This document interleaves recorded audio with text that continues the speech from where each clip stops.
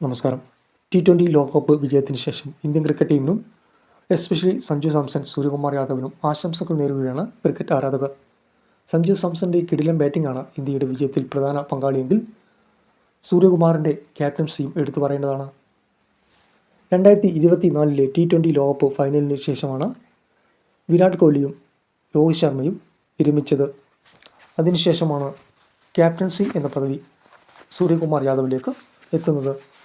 Suryakumar യാദവിൻ്റെ career തുടങ്ങുന്നത് IPLലാണ്. മുംബൈ ഇന്ത്യൻസിനു വേണ്ടി തകർപ്പൻ പ്രകടനം കാഴ്ചവെച്ച സൂര്യകുമാർ യാദവിന് ഇന്ത്യൻ ടീമിലേക്കുള്ള പ്രവേശനം എളുപ്പമായി. ആദ്യകാലങ്ങളിൽ ഇന്ത്യൻ ടീമിനു വേണ്ടി മികച്ച പ്രകടനമാണ് സൂര്യകുമാർ യാദവ് കാഴ്ചവെച്ചത്. അദ്ദേഹത്തിൻ്റെ പ്രകടനത്തിലൂടെയാണ് ഇന്ത്യ മികച്ച വിജയങ്ങൾ നേടിയത്. അങ്ങനെയാണ് സൂര്യകുമാർ യാദവിനെ ഇന്ത്യൻ ടീമിൻ്റെ ക്യാപ്റ്റനാക്കുന്നത്. സൂര്യകുമാർ യാദവ് ക്യാപ്റ്റനായതിനു ശേഷം ഇന്ത്യ മികച്ച വിജയങ്ങളാണ് നേടിയത്. പക്ഷേ സൂര്യകുമാർ യാദവിൻ്റെ പ്രകടനം പിന്നോട്ട് പോവുകയാണ് ചെയ്തത്. ക്യാപ്റ്റനായതിനു ശേഷം സൂര്യകുമാർ യാദവിൻ്റെ മികച്ച പ്രകടനങ്ങൾ ഇന്ത്യക്ക് വേണ്ടി അദ്ദേഹത്തിന് നൽകാൻ കഴിഞ്ഞിട്ടില്ല. ഇന്ത്യ തുടർച്ചയായി ജയിച്ചുകൊണ്ടിരുന്നതിനാൽ സൂര്യകുമാറിൻ്റെ പ്രകടനത്തിന് വലിയ ഭീഷണി നേരിട്ടിട്ടില്ല എന്നതാണ് സത്യം. സൂര്യകുമാർ യാദവിന് ഇപ്പോൾ 36 വയസ്സിനടുത്ത് പ്രായമുണ്ട്. അടുത്ത ഇന്ത്യയുടെ ലക്ഷ്യം 2028 T20 ലോകകപ്പാണ്.